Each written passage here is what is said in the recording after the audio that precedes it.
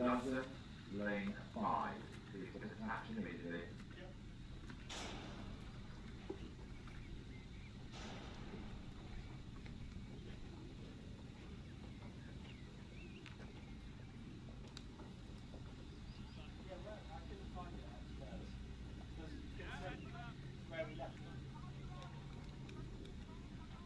Also, there's a safety boat underneath the start, which obviously that's not the best place.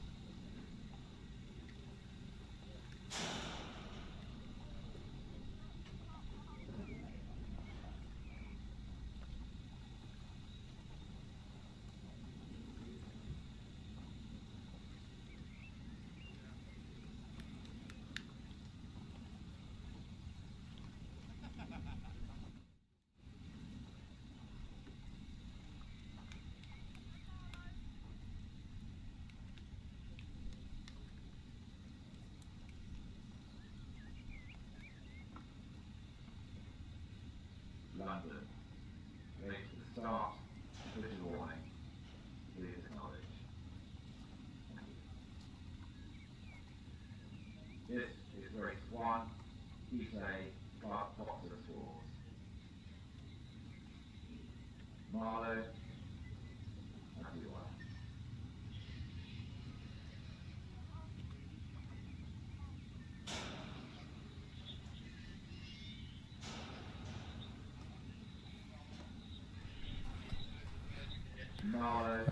Good morning, everybody, and welcome to this year's Wallingford Regatta. It's good to see you here so early this morning. You're very welcome, whether you're here at the lake or whether you're watching our online coverage. We're nearly ready to start the first race. The sixth crew has arrived, and indeed, as I say those words, they go off. So, first races this morning are the 5 heats in the club at Coxless Falls for the Doug Norris Memorial Salver. Race 1 is underway with, in lane 1, Marlow Rowing Club B. In lane 2, Vesta Boat Club B. Lane 3 is the City of Cambridge Rowing Club. Lane 4 is Star Club from Bedford. Lane 5, London Rowing Club. And in lane 6, Worcester. They appear to have got away to a fairly clean start. Say Marlow B and Vesta B. These events, we allow more than one entry from an individual club, so Marlow B and Vesta B in lanes 1 and 2. Those are on the left. For those of you watching the online coverage at home, lane 1 is on the left hand side, lane 6 on the right. For those of you here at the lake, lane 1 is closest to the public side and lane 6 furthest over the lake towards the finish tower.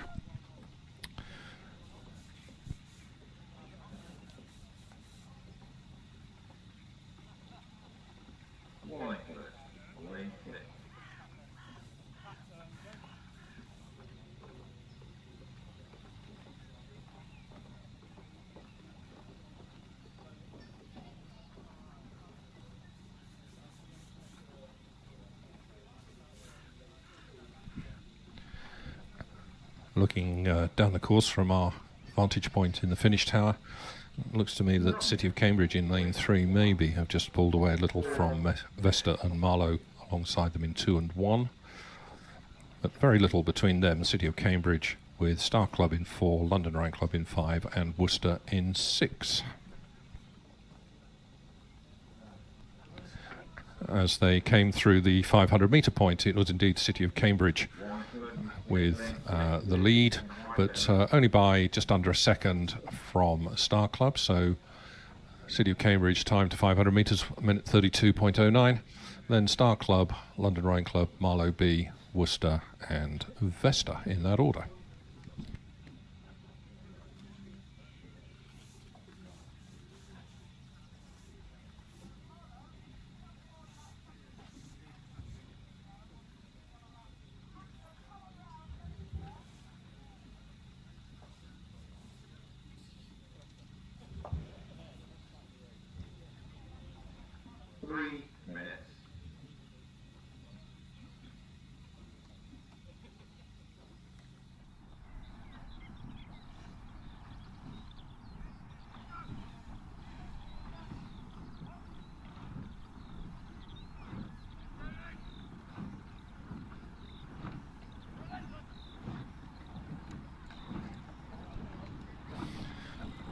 City of Cambridge at 36. Continue to lead. We now have a little bit of clear water. But looks to me that it's Star Club in 4 who are clearly second. Those two boats appearing as they approach the 1,000 metre point to have pulled away a little bit. City of Cambridge 3 minutes 8.52 seconds as they come through 1,000 metres. Star Club was second, London Rowing Club third. London Rowing Club about a length and a half behind Star Club, beginning to spread out across the course. And then Worcester in 4th, Marlow B in 5th, and Vesta B in 6th.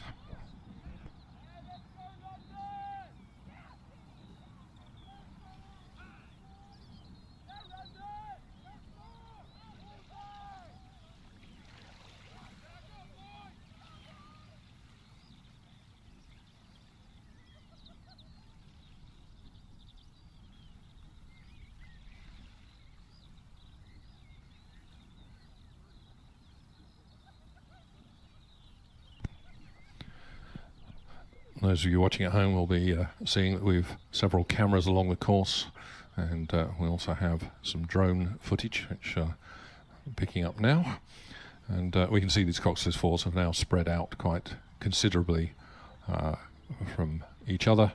And still the City of Cambridge in lane 3 leading by about a length and a half over the crew in lane 4, which is Star Club from Bedford. They in turn lead London, Clearwater over London, a couple of lengths between Star and London. Those three crews beginning to pull away now from Worcester in 4th, Marlow B in 5th, and Vesta B in 6th. Progression from these, because we've got 5 heats in this event, the winner of each heat will go straight through to the final, and the next 6 fastest crews will go through into a repêchage round. So whilst City of Cambridge might be just thinking about taking it a little easy in the last 500 metres, and the other crews are very much still racing for time to try and get a place in that repêchage later this morning.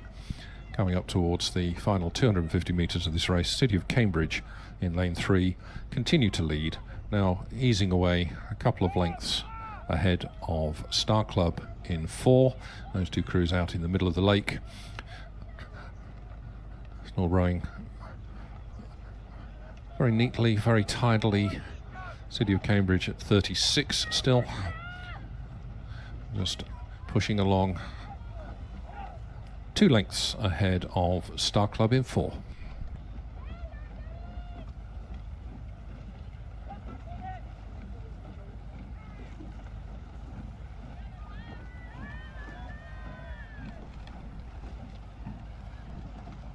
Inside the final 10 strokes of this first heat of the Club Coxless Fours, it's the City of Cambridge Rowing Club in 3, coming to the line some length and a half to 2 lengths ahead of Star Club from Bedford in lane 4. City of Cambridge home first, Star Club crossing second, followed home by London Rowing Club over in lane 5. Those 3 crews some little way clear then of 4th place Marlow B in lane 1, who comfortably ahead of Worcester crossing the line 5th, with Vesta B coming home 6th.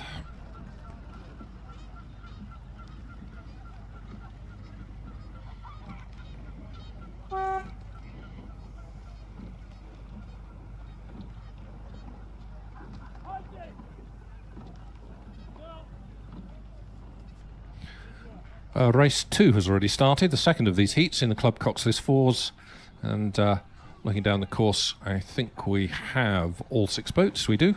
So in lane 1 is Nottingham Rowing Club's B crew, lane 2 is Hereford Rowing Club, lane 3 is the A crew from Brest of Boat Club, lane 4 is Molesey Rowing Club, lane 5 the City of Bristol's A crew, and in lane 6 Wallingford. Those crews are already well past the 500 metre point, where Molesey led by a couple of seconds. Molesey's time to 500 metres, 1 minute 33.35. With Vesta A in second, City of Bristol in third, Hereford 4th, Nottingham 5th, and Wallingford 6th. Now, with a full day of racing, we are racing a crew once every 6 minutes, so almost always through the day here we're going to have two crews on the course at the same time, and very often the following race will be approaching the 1,000 metre point before we get to it, and indeed in this race too they are already past the 1,000 metre point. Continues to be Molesey leading now by the best part of 2 lengths over the City of Bristol's A crew, with Vesta A in third, Hereford fourth, Wallingford now moving from up into fifth, and Nottingham sixth. Very little between the third, fourth, fifth and sixth crews. They're covered by just over a length, but it is Molesey who appear to be just pulling away a little with every single stroke here. As we pick up our drone footage, for those of you watching at home, you can see Molesey there some 2 lengths up now on the City of Bristol.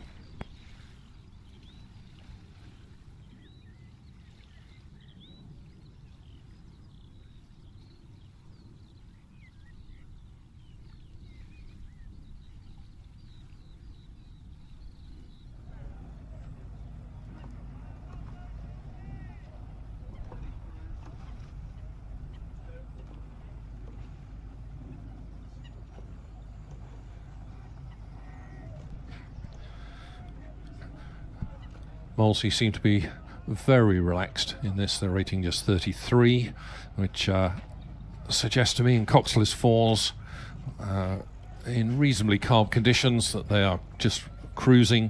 They certainly look to be taking lots of time on the recovery. And very nice rhythm being put down by this Molesey 4, continuing to pull away, leading by some 6 seconds as they came through the 1,500 metre point. Molesey ahead of City of Cambridge, Vesta, Hereford, Wallingford and Nottingham.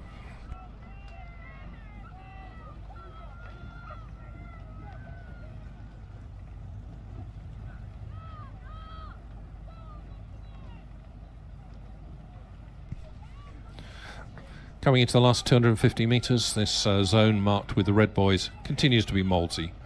Very comfortably rowing, nice long stroke, lots of rhythm there, lots of time, no rush on that recovery whatsoever. Now, just comfortably some 2.5 or so lengths ahead of the field. They've done all the hard work, this Molesey crew, in the first half of the race. They can now just sit up, watch what's going on behind them. Really, really close race developing here for second, third and fourth. Remember that we're looking for the next 6 fastest crews to go through to the repêchage, so all of these crews behind Molesey fighting for time. So Molesey crossed the line leading. Coming home in second place, it looks like it will be the City of Bristol. Then pretty close between Vesta and Hereford, I think in that order, with Wallingford 5th and Nottingham B 6th.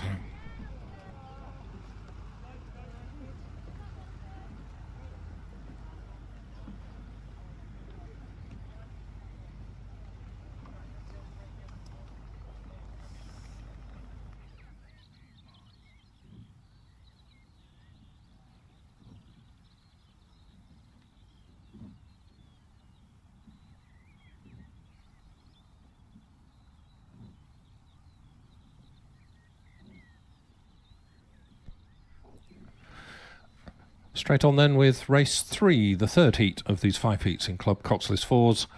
In lane 1, Totnes Amateur Rowing Club, lane 2, Upper Thames Rowing Club, lane 3, Marlow Rowing Club's A Crew, in lane 4, Hampton Schoolboat Club, in lane 5, Northwich Rowing Club's A Crew, and in lane 6, the City of Bristol Rowing Club B Crew.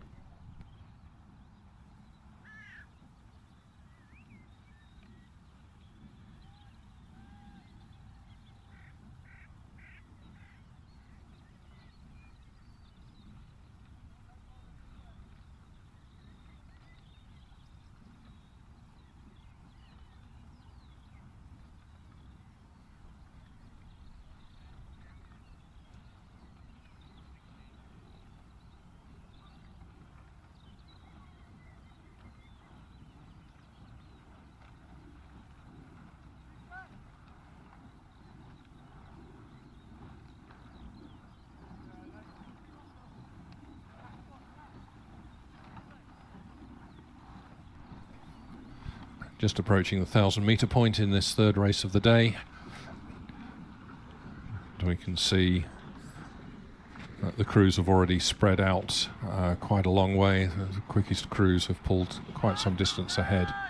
But I think that going through the 1,000-metre point, that's Northwich, who lead by a couple of lengths already over Marlow A.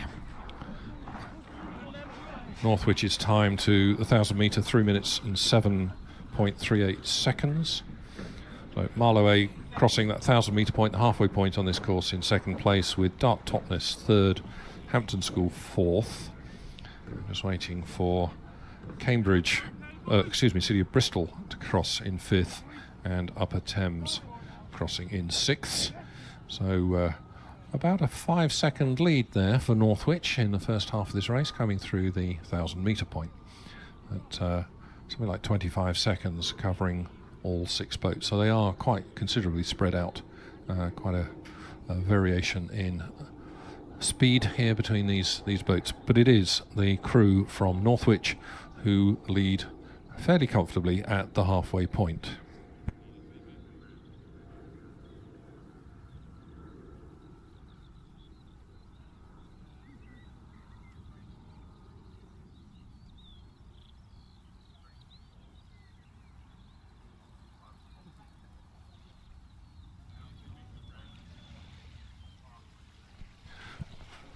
Northwich rating 35, now leading by about 3 lengths as they come away from the 1,000-metre point, with Marlow's A crew in lane 3 in second place. Crews now really spread out. There's 2 or 3 lengths between each of these crews as they move up towards and approach the 1,500-metre point.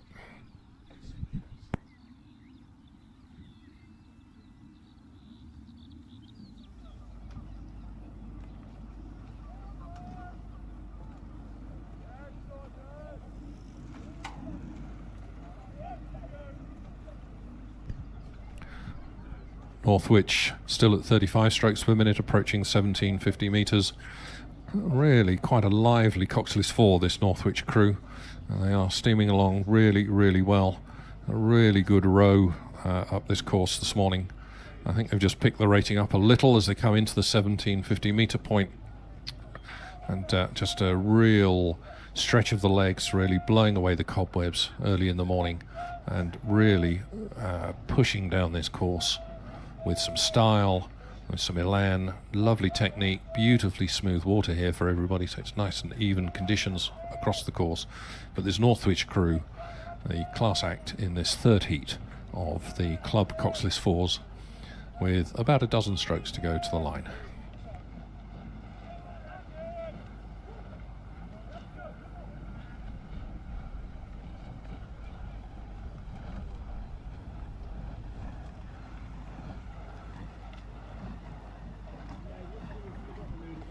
So Northwich just ease off in the last dozen or so strokes, now just dropped to 31, which has allowed Marlow A just to close a little bit on them, but it's Northwich who crossed the line first to win this third heat of Club Coxless 4s, followed home by Marlow and then Dart Totness Amateur.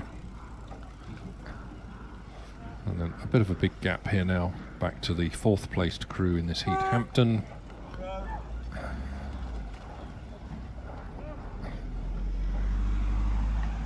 Then an even bigger gap back to the crews who will come home 5th and 6th, which will be Upper Thames across in lane 2 and followed home by the City of Bristol's B crew in lane 6.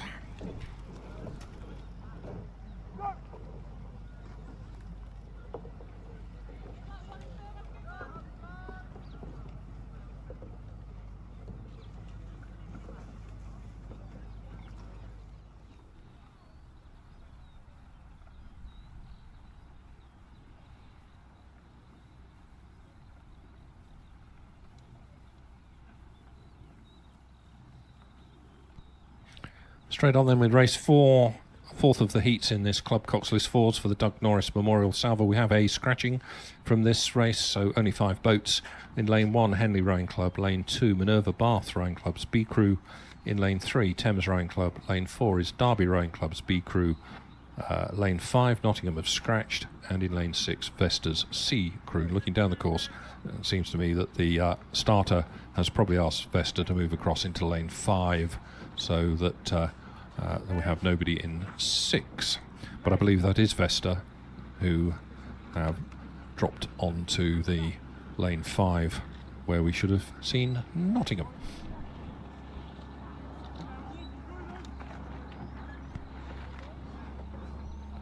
As they came through the 500 metre point, it's Derby who led, 1 minute 33.88 to 500 metres, with Minerva Bath in second, Thames in third, Henley were fourth, and Vesta were fifth.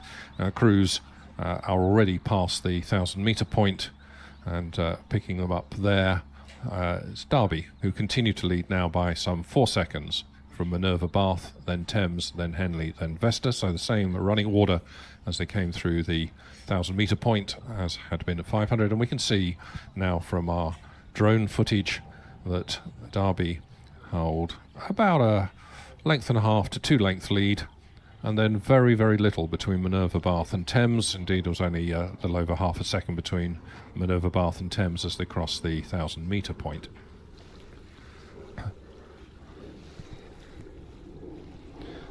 Once again, just the winner of this heat will progress to the final, and we will then be looking for the next 6 fastest crews to contest a repêchage round a little bit later this morning.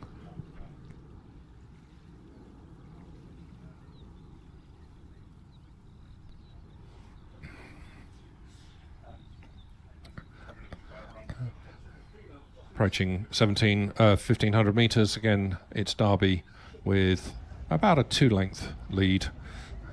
Perhaps it's only a length and a half, a little deceptive, looking obliquely down the course from where we are, but it's Derby who have the advantage over Thames, who've now moved up ahead of Minerva Bath as they come through 1,500 metres.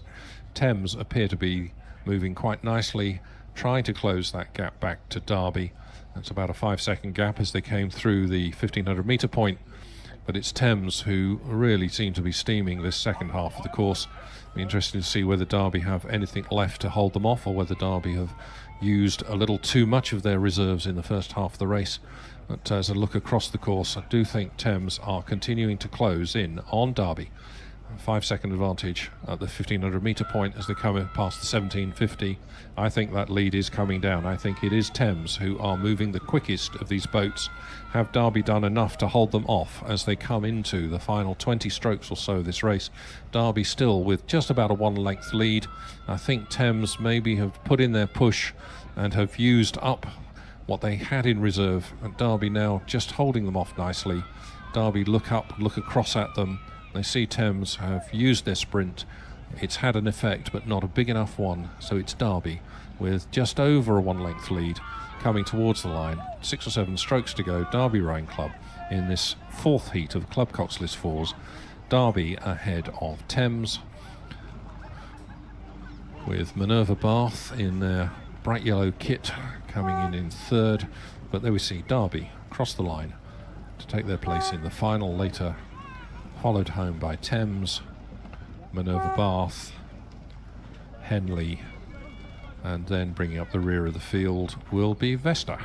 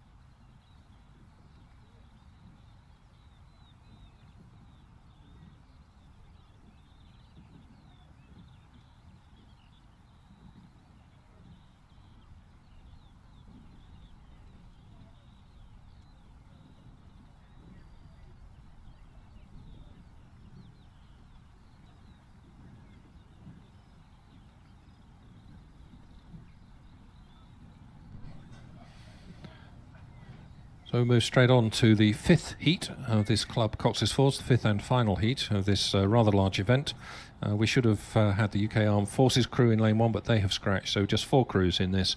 Broxbourne in lane 2, Northwich Rowing Club's B crew in 3, Derby Rowing Club's A crew in 4. We saw their B crew win quite spectacularly a couple of races ago, but this is their A crew now in this one, and Minerva Bath's A crew in lane 5. And it's Minerva Bath in their bright yellow kit who lead by some, well, I think they've just about got clear water as they approach the 1,000 metre point.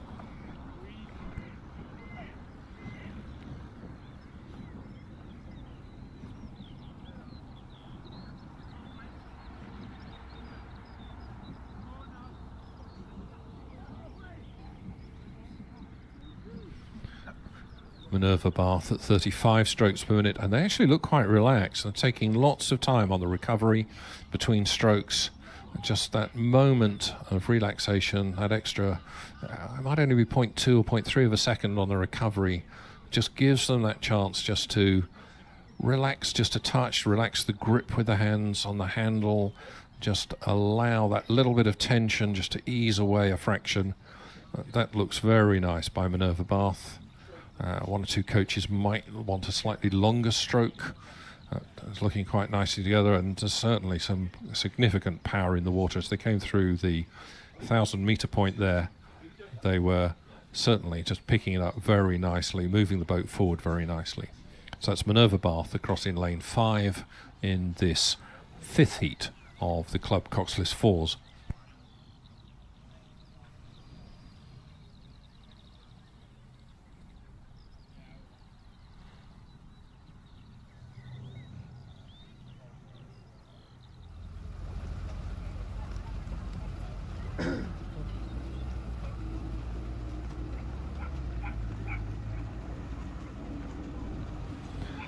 Behind Minerva Bath, a really tight race between Northwich B and Derby A.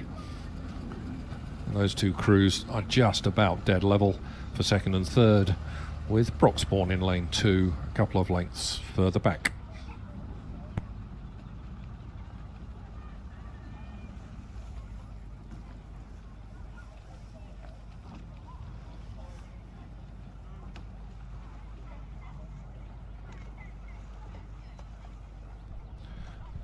Minerva Bath at 34.5, still looking nice and relaxed and comfortable on the recovery, and nice powerful strokes. And I think they're just continuing to ease away now by about 2.5 lengths over the really tight race that's developing between Northwich in 3 and Derby in 4. And those 2 boats, I think maybe Derby just have their bows in front of Northwich for 2nd and 3rd respectively, but there's nothing really there between Derby and Northwich. Broxbourne just being dropped off the back of the field, definitely, I would say, now out of this race. Has anybody in the Northwich or the Derby boat got the courage to call for a really big sprint into the finish line?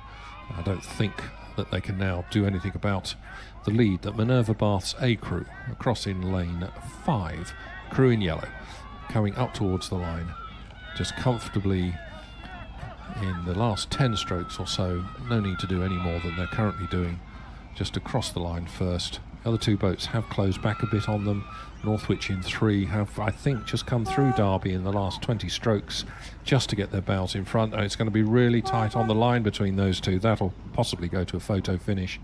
Minerva Bath crossed first, then probably a photo between Northwich and Derby for 2nd and 3rd, with Broxbourne just coming to the line now.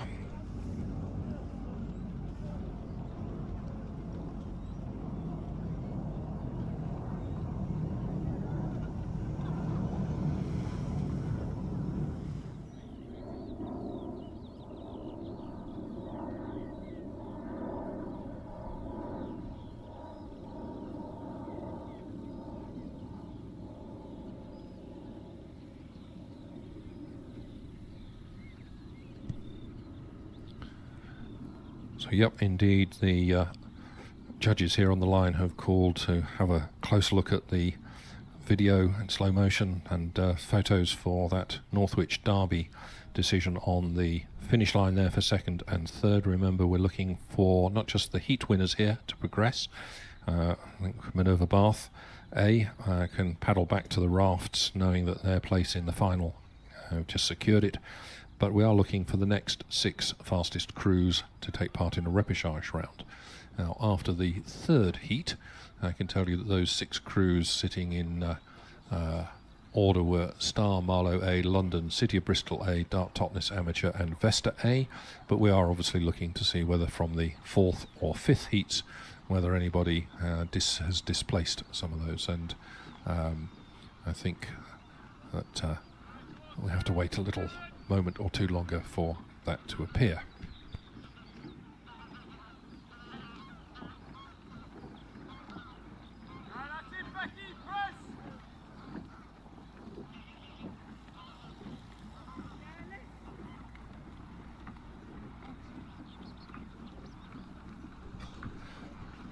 So we now pick up our first view of sculling for the day. We now have 2 heats in the Women's Challenge double sculls for the Wallingford Invitation Skiff Regatta Cup.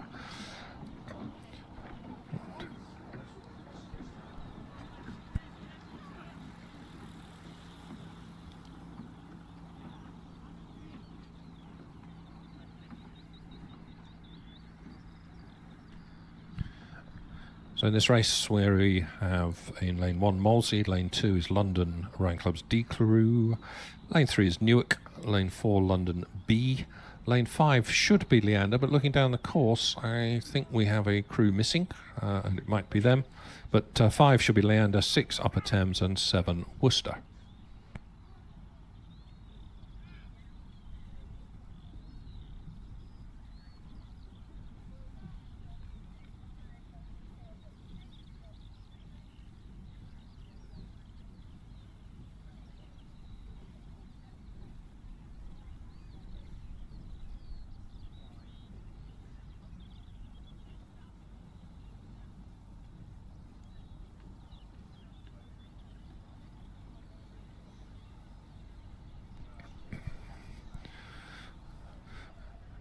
So this first heat of 2 in the Women's Challenge double sculls does look like to me that it's London B who have right in the middle of the course in lane 4 quite a significant advantage over the rest of this field.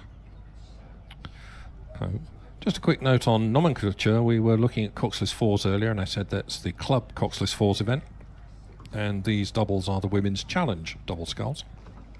So all of our adult events are split into 2 tiers, club and challenge. So the challenge events are for the higher rated crews. Reminder that in British rowing every individual has a index, basically a set of points based on their rowing record to date, weighted towards results in the last 12 months. And the crews with the larger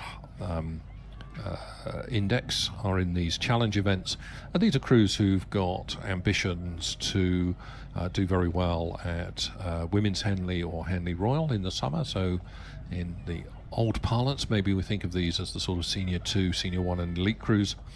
In the club events, as we were just looking at for the Coxless 4s, although there's some very good crews in that Coxless 4s event, they're the crews with the sort of lesser points index, and maybe a little more like Senior 4, Senior 3, Senior 2 in old parlance. But these are the Challenge double sculls, Women's Challenge double sculls. It's London Rowing Club B holding a nice advantage coming through 1750, approaching the final stages of this race, maybe 2 lengths up on Newark, who are second.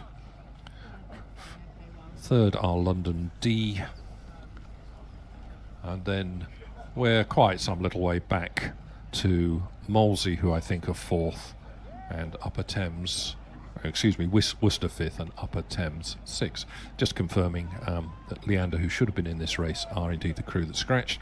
Coming to the line, though, it is the crew from London Rowing Club. That's their B crew, just coming to the line.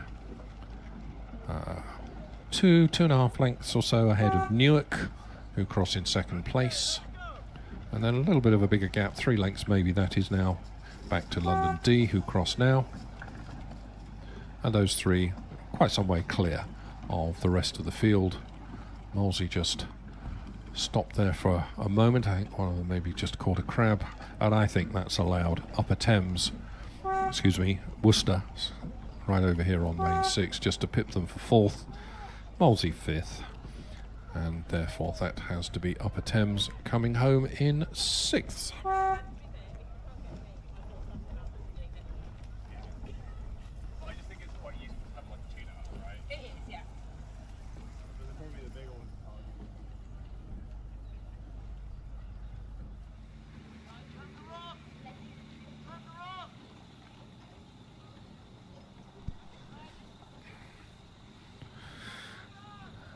The second of the 2 heats in the Women's Challenge Double Sculls has just started, and in this race we again have one crew that's scratched. So in lane 1 we have London Rowing Club C, lane 2 is Tideway Scullers School, lane 3 Warwick Boat Club, lane 4 Walbrook Rowing Club, lane 5 London Rowing Club's A crew, and in lane 7 the Rowing South Africa Development Squad.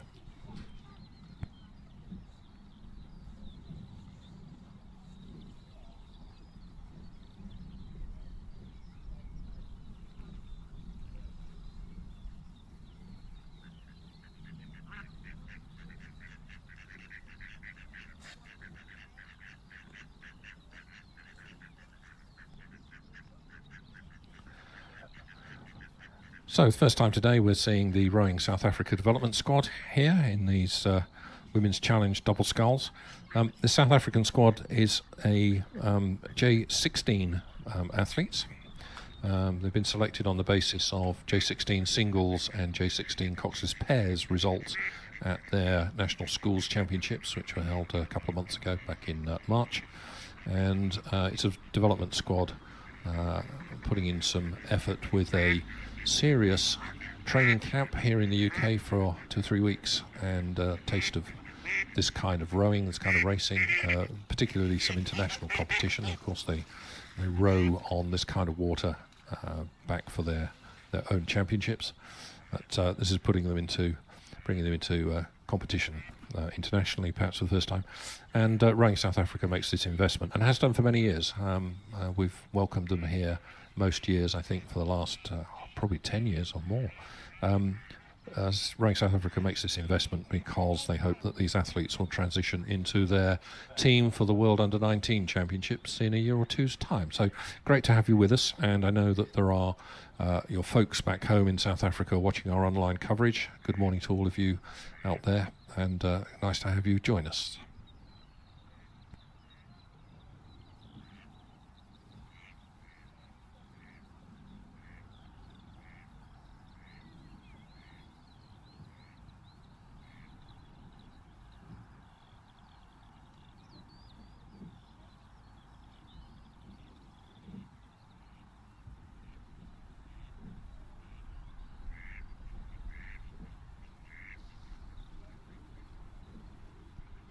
So with just 2 heats in this race, we have the 2 heat winners will progress to the final, and we will then be looking for the next 4 fastest crews from these heats to join them. So in theory, the 4 fastest next crews could all come from one race, or of course they could be spread between the 2 of them. So we won't know until after the second of these 2 heats. This is the one coming down the course at the moment.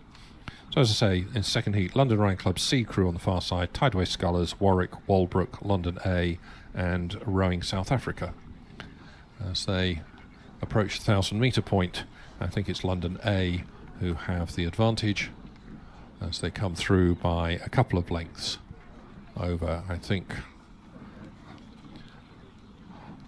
Warwick and then London. So that second London is London C, who I think are in third. Those 3 crews have pulled away quite appreciably from the Tideway Scullers crew in their familiar red and yellow kit, and come through in fourth, with Rowing South Africa in fifth. Remember that this Rowing South Africa crew, they are J16, so they're, I'm sure, by far the youngest crew in this race.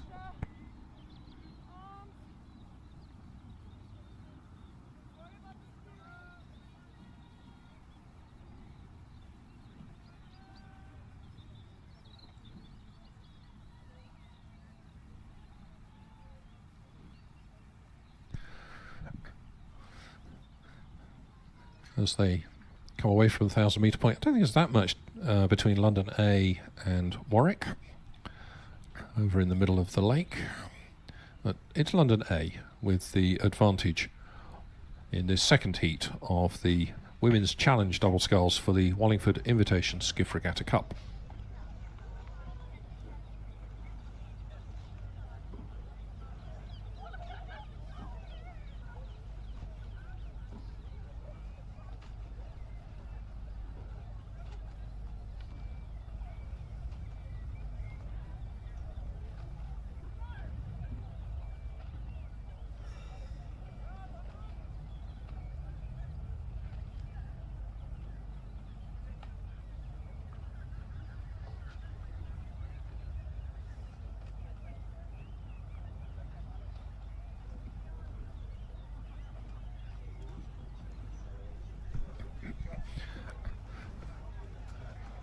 Rowing away from, or sculling away I should say, from the 1,500 metre point, it's still London Rowing Club A in lane 5, with now, I think I've got clear water there, and may even be approaching 2 lengths over Warwick in 3, with London C in 1 still up there with them. These 3 crews definitely have pulled away from the rest of the field. It does look to me like it's probably Warwick, Walbrook, who are in 4th.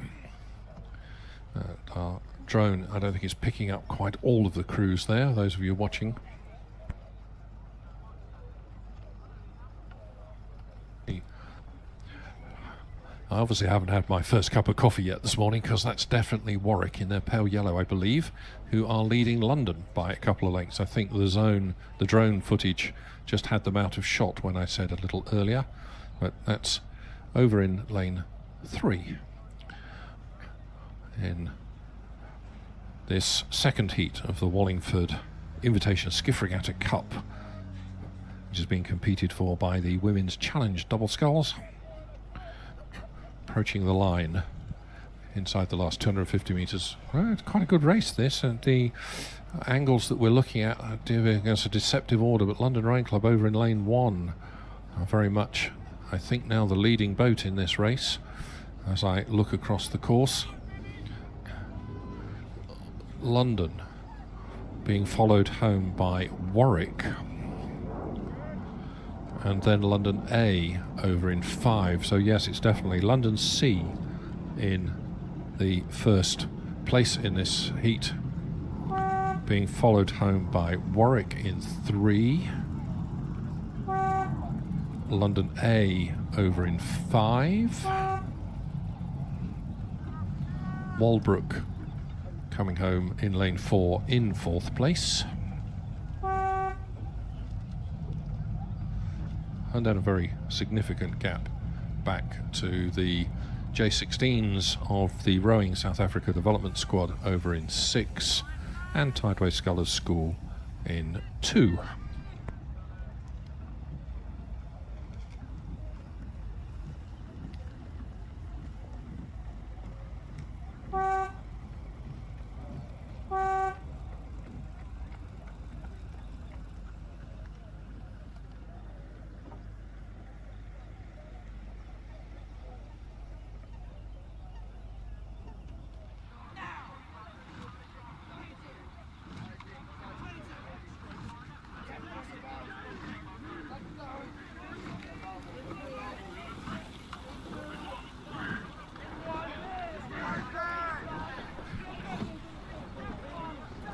Straight on then to race 8, the first of 2 heats in the junior school coxed fours for the Lord Glynn Challenge Cup.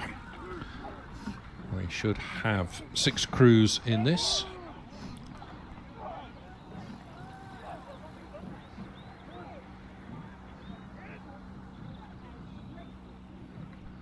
There's As I look down the course, indeed there are 6 crews coming towards us. So lane 1 is Kingston Grammar School, lane 2 Kew House School, lane 3 Dulwich College, lane 4 is Wallingford Rowing Club's A crew, lane 5 we have a St Edward's School crew, which I understand is a little bit of a late entry, and then in lane 6 the King's School Worcester. Now the crews in lanes 3, 4, 5 and 6 have definitely pulled some little way clear of Kingston Grammar, who are 5th, and Kew House, who are 6th.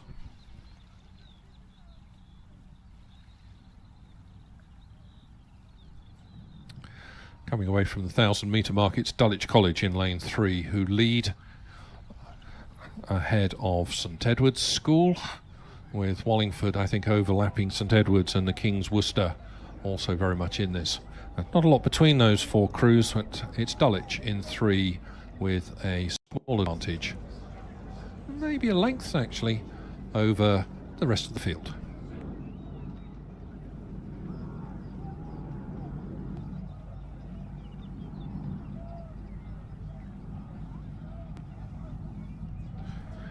So we pick up some seagulls just passing underneath the drone across the or they're swans. They flashed by very quickly. I couldn't tell. I'm being told they were indeed swans. It's Dulwich College in lane 3 with a Clearwater lead now, just a little over a length, about a length and a half. Dulwich College leading St Edward's School in 5. Wallingford overlapping Teddy's, trying to close back in on them. Let's get a rating for Dulwich.